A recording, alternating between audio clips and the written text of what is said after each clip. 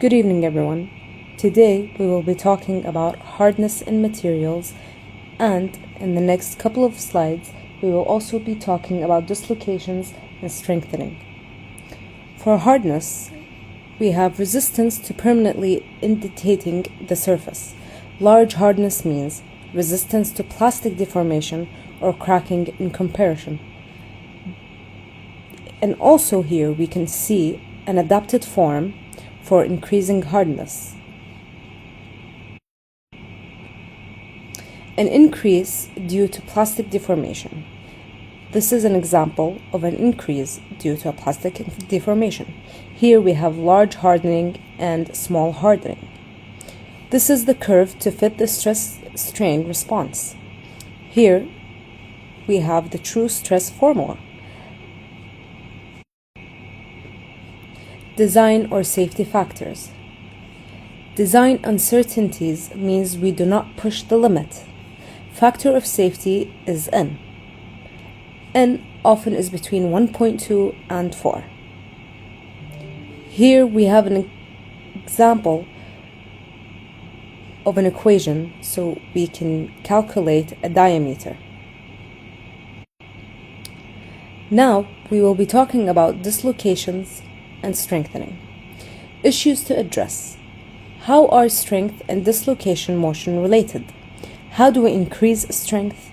And how can heating change strength and other properties? Dislocation motion produces plastic deformations, depends on incrementally breaking bonds. If dislocation doesn't move, deformation does not happen. Here we're talking about 4 strategies for strengthening.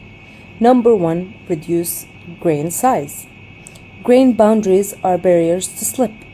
Smaller grain size, more barrier to slip. This is the Hall-Pitch equation to calculate the yield. Grain size strengthening, and this is an example.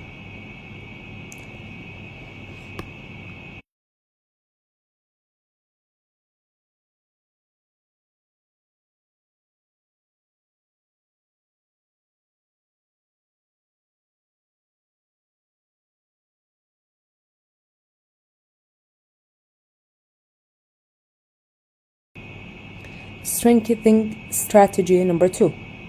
Solid solutions. Impurity atoms distort and lattice and generate stress. Stress can produce a barrier to dislocation motion. Here we have a small impurity, and here we have a large impurity. Example for a solid solution. Strengthening in copper. This is so we can calculate the empirical relation. Strengthening strategy number 3. Cold work. Room temperature deformation, common forming operation, change the cross area. And also we can here see these 4 ways: forging, rolling, drawing, and extraction. Dislocation during cold work. Dislocation entangle with one other during cold work. Dislocation motion becomes more difficult. Impact of cold work. Yield strength increases, tensile strength increases, and ductility also decreases. Effect of heating after cold work. 1 hour treatment at T decreases TS and increases EL. Effect of cold work are preserved.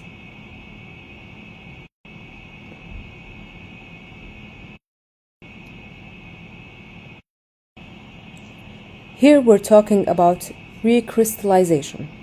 New crystals are formed that have small diesel density, are small, and consume cold worked crystals. This is a crystal 33% cold worked brace.